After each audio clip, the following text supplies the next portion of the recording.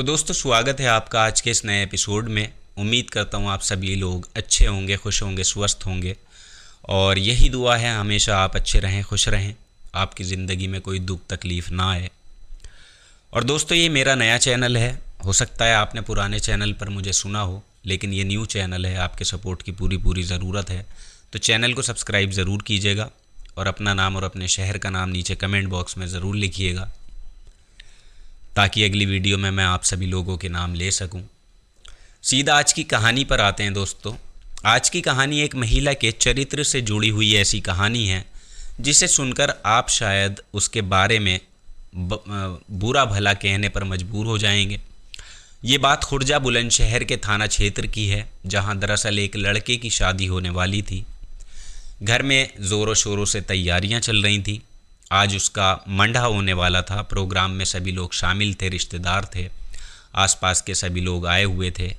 अच्छा खाना वगैरह चल रहा था और इसी बीच अचानक ऐसा होता है कि एनसीआर पुलिस ने इस घर में दस्तक दी और जिसके बाद वो एक लड़के का नाम पूछती है कि क्या तुमने इसको देखा है।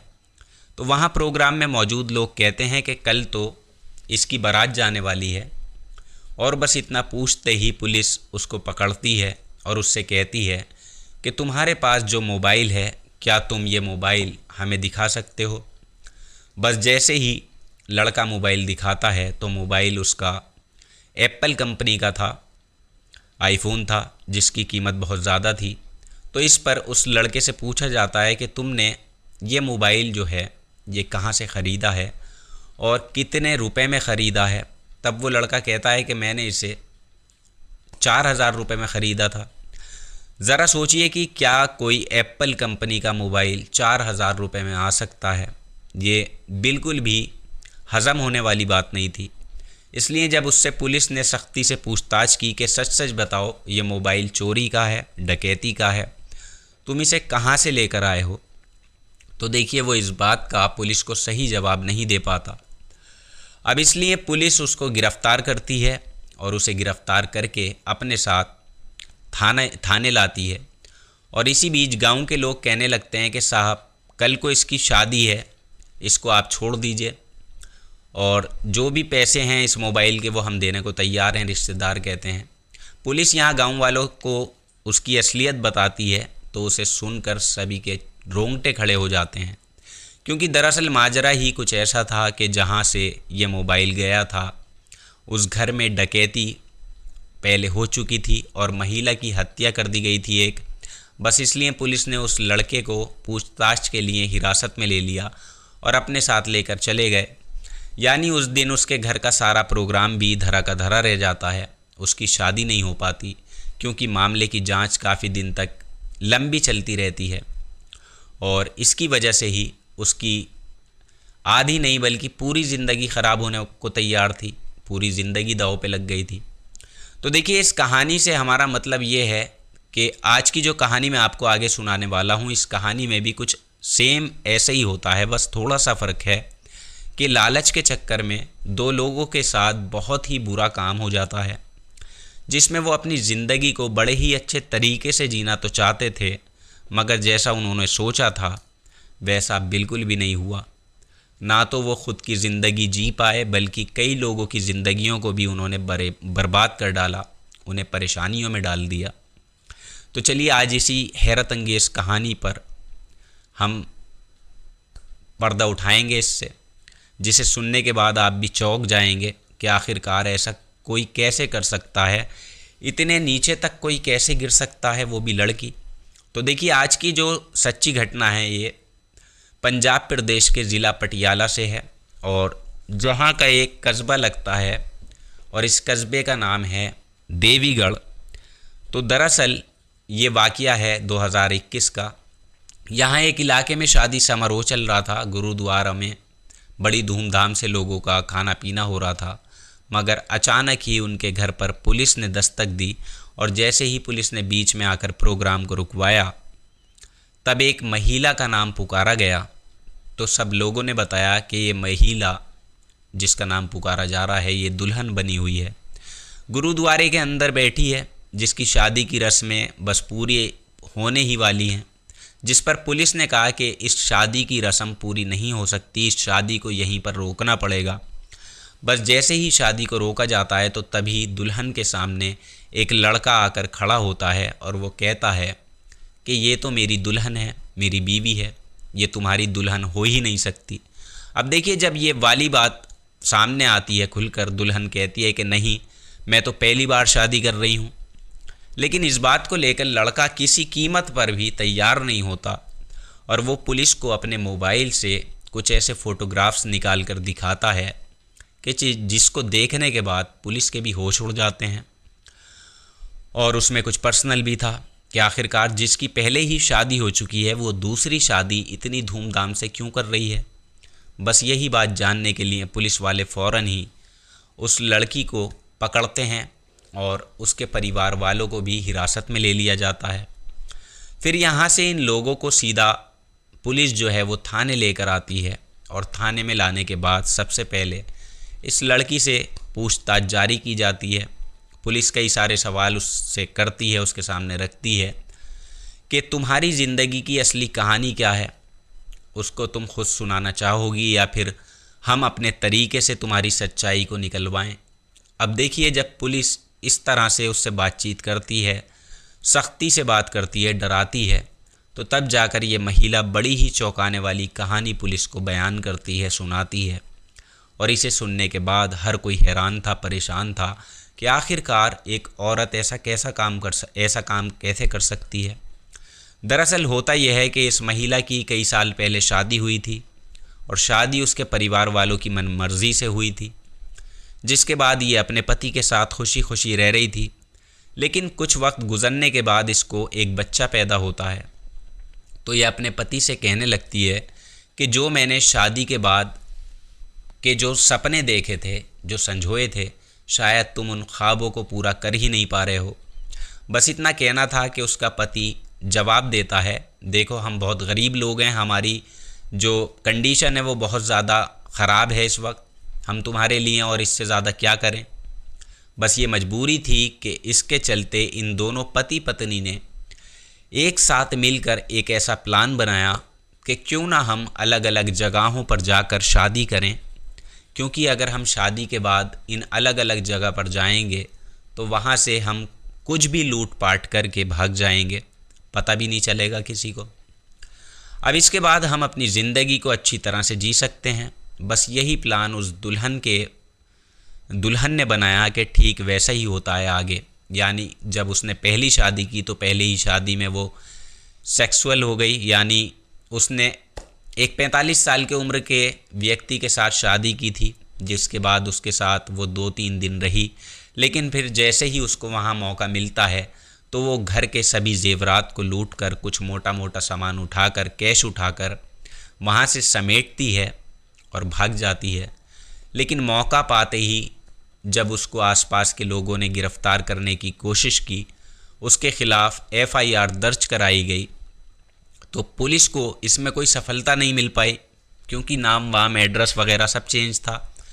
वो फिर से एक दूसरे प्लान को अंजाम देने के लिए तैयार होती है। यानी उसे अब यहाँ से एक दुल्हन बनकर नई नई जगह पर शादी करके बड़ी बड़ी चोरियाँ करने का शौक़ लग गया। और इसके बाद ये देखिए, उसका जो पति होता है वो सिर्फ उसके घर तक तो उसका पति रहता है, लेकिन जब यहाँ से वो बाहर दहलीज पर किसी बाहर जगह पर निकलता है, कदम रखता है, तो हर जगह वो अपनी पत्नी के साथ एक भाई का रोल अदा करता है, भाई बन जाता है, जिसमें उसकी जो ननंद थी वो उसकी बहन बन जाती है और सास ससुर उसके माँ बाप का रोल अदा करते हैं। यानी एक तरह से पूरी फैमिली का ही ये बिज़नेस बन चुका था, जिसके लिए वो हर दिन रोज़ रोज़ अलग अलग शहरों में, अलग अलग गाँव में निकल पड़ते थे और ये ढूंढते थे कि कोई ऐसा इंसान मिल जाए, थोड़ा उम्र ज़्यादा हो उसकी, और वो खूबसूरत लड़की को देखकर शादी कर ले, तैयार हो जाए। और ऐसा होता भी था। बस इसी तरह से ये अपनी बहू के लिए पूरे गांव में चर्चा फैला दिया करते थे। और जैसे जैसे वक्त आगे बढ़ता जाता है तो इसको साथ ही साथ अपने पति से दूसरा बच्चा भी पैदा होने लगता है, फिर एक एक करके तीसरा बच्चा भी पैदा होता है।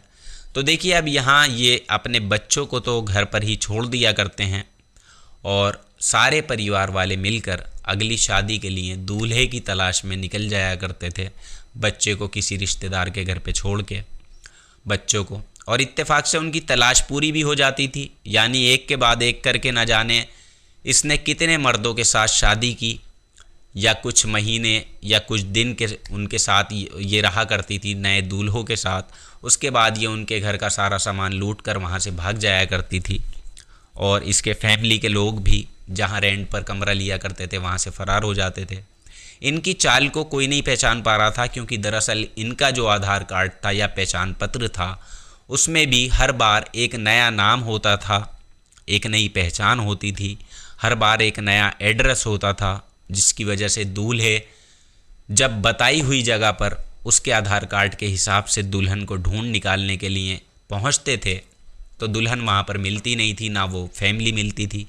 लोग कहते थे कि हमने तो यहाँ इस तरह की कोई दुल्हन या ऐसा कोई परिवार नहीं देखा।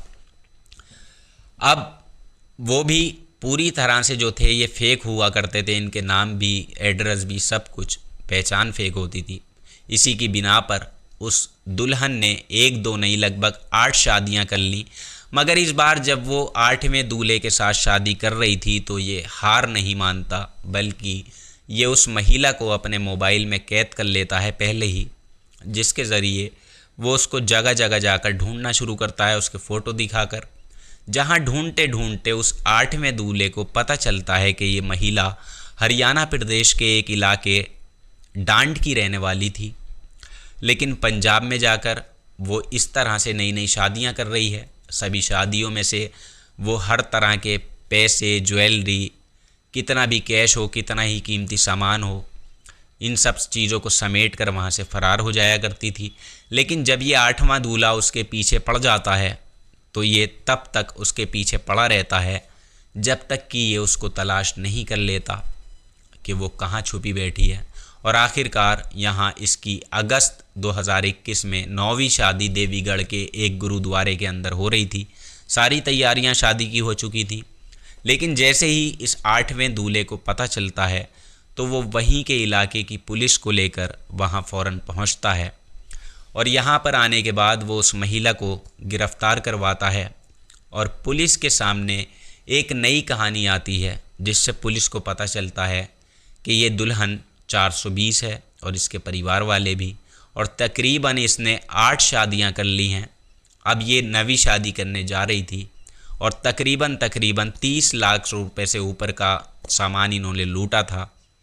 देखिए, जब इस लड़की को और उसके परिवार वालों को गिरफ़्तार करके जेल भेजा गया तो जेल भेजने से पहले उस महिला का और पूरे परिवार का मेडिकल चेकअप भी करवाया जाता है, जिससे उस महिला की मेडिकल रिपोर्ट भी ऐसी आती है जिसे देखकर पुलिस के भी पैरों तले ज़मीन खिसक जाती है।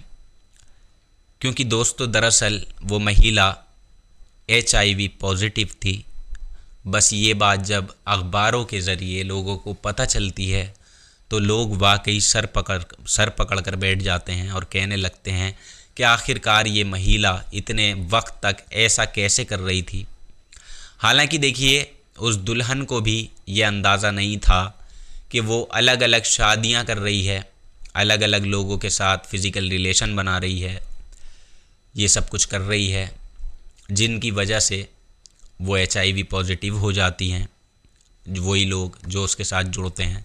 जब दुल्हन को ये बात पता चलती है उसके भी होश उड़ जाते हैं, वो फूट फूट कर रोने लगती है। क्योंकि देखिए, वैसे भी अब उसके पास रोने के अलावा कोई और दूसरा ऑप्शन तो था नहीं। इसके बाद यहाँ से पुलिस ने उन सभी दूल्हों की तलाश करनी शुरू कर दी जिन से इस महिला ने शादी की थी, ये चेक करने के लिए कि कहीं उनको भी HIV पॉजिटिव तो नहीं हुआ है। तब पता चलता है कि उनमें से कई दूल्हों को HIV पॉजिटिव पाया गया था, क्योंकि वो उसके साथ संबंध बना चुके थे, रातें गुजार चुके थे।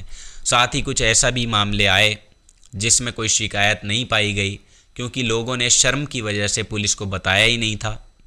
मगर इस दुल्हन की बात जब पूरे ज़िले में अखबारों के ज़रिए, सोशल मीडिया के ज़रिए फैलती है तो कई लोग चुपके से जाकर अपनी HIV जांच कराने लगते हैं, जिनमें से कई लोग पॉजिटिव पाए जाते हैं। यानी कि ये कहानी जो है साफ साफ चीख चीख कर ये कह रही थी कि 8 शादियां नहीं बल्कि कई शादियां और 8 से ज़्यादा की गई थी और ये इन सब की साजिश थी जिसका पर्दाफाश हुआ। लेकिन अफसोस इस बात का है कि जो लोग बेचारे बेगुनाह थे वो भी HIV का शिकार हो गए, उनकी ज़िंदगी तबाह हो गई, बर्बाद हो गई इस बुरी औरत के ज़रिए से। अब इस फैमिली को क्या कहेंगे और इस औरत को क्या कहेंगे? औरत तो थी ही गंदी, लेकिन ये पूरी फैमिली भी गंदी थी जो इस तरह का काम कर रहे थे, जिन्होंने पता नहीं कितनी ज़िंदगियां बर्बाद कर दी। तो दोस्तों, इस कहानी को लेकर आपकी जो भी राय हो नीचे कमेंट बॉक्स में ज़रूर लिखिएगा। और साथ ही अगर आप चैनल पर नए हैं तो चैनल को सब्सक्राइब करे बिना मत जाइएगा। नया चैनल है, आपके सपोर्ट की पूरी ज़रूरत है। और अपना नाम और अपने शहर का नाम ज़रूर लिखें, कहाँ से आप कहानी सुनते हैं, ताकि मैं आगे आने वाली वीडियोज़ में आप सभी लोगों के नाम लेना शुरू करूँ। और पुराने चैनल की तरह इस चैनल को भी आप सपोर्ट करें। हो सकता है आपने पुराने चैनल पे मुझे सुना हो। तो आज के एपिसोड में इतना ही। कल आपसे फिर मुलाकात होगी किसी नई सच्ची घटना में। तब तक आप अपना ख्याल रखें, अपनों का ख्याल रखें। जय हिंद।